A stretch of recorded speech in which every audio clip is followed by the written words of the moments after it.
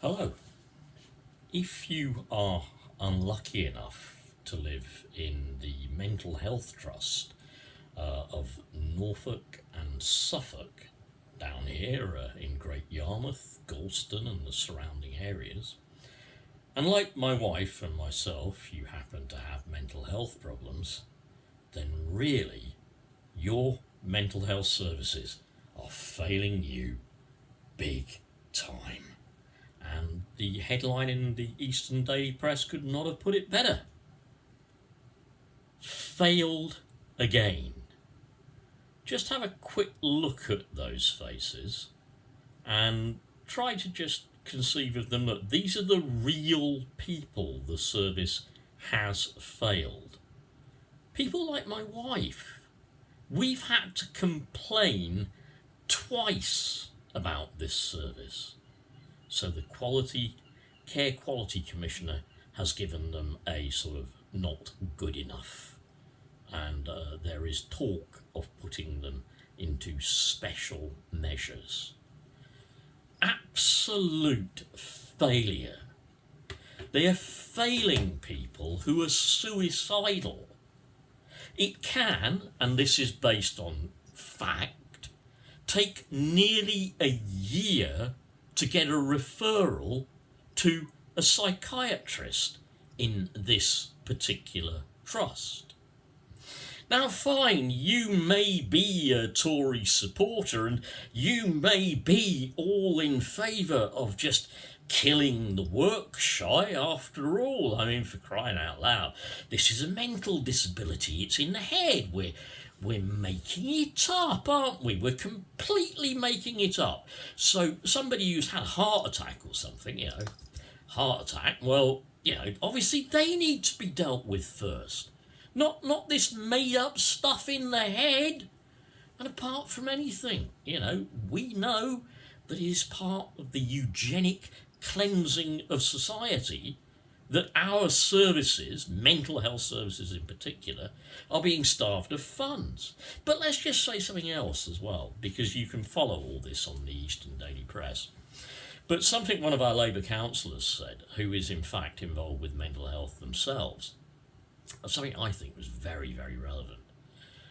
This failure, the waiting list consisting of thousands of people. I think it figures something like 2,700 people with mental illness were on a waiting list. This is a top-down failure. I don't know quite how many chief executives we've had, but we've got another one, and they're an absolute failure as well. No wonder I've had to complain. Do you know what they're doing?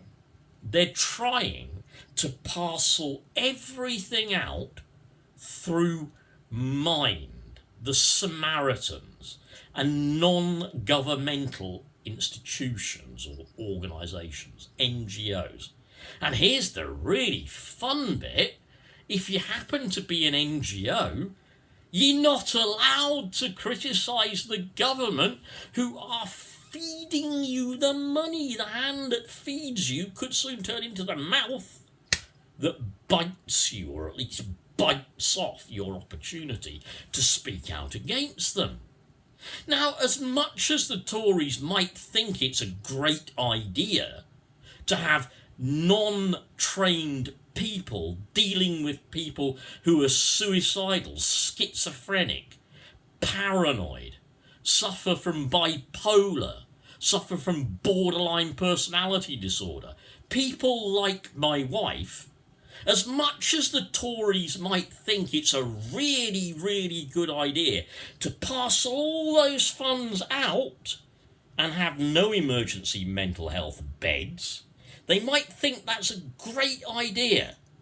Tell me this. If your relative, your mother, your father, your sister, your brother, somebody you knew at work was suffering from psychosis, would you suggest that they ring Mind and attend a day centre? Would you do that? Because if you would, it would be like saying somebody had snapped the bones in their arms, and in fact, what you do is you tell them to go to the PDSA, and maybe the guy can repair the break like they could on a dog's back leg. Yeah? This is disgusting. It's deliberate. Of course it's deliberate. It's underfunded. Of course it's deliberate. I'm not knocking the people who work in our mental health services. They work damned hard and they do the best they can. But they're being incorrectly and inefficiently managed. The trust is way too big. And for the third or fourth time, it's threatened with going into special measures. Please, if you happen to be in this area or anywhere in the UK, well, we now have a suicide prevention minister, we must be the first country in the world to actually think it's necessary to have a minister for suicide prevention. And what exactly are they doing? By the sound of things, it's just a nice little publicity stunt, isn't it? Yeah. So many people dying, so let's put this minister in charge. It looks a little bit better. It looks like we care. But Norfolk and Suffolk mental health services, yeah, I've had reason to complain. And I will bet I am not the only one. You are ridiculous. Referrals take weeks. You can phone up and a month later you'll get a phone call back. They're moving people from list to list to try to make waiting times look shorter, yeah?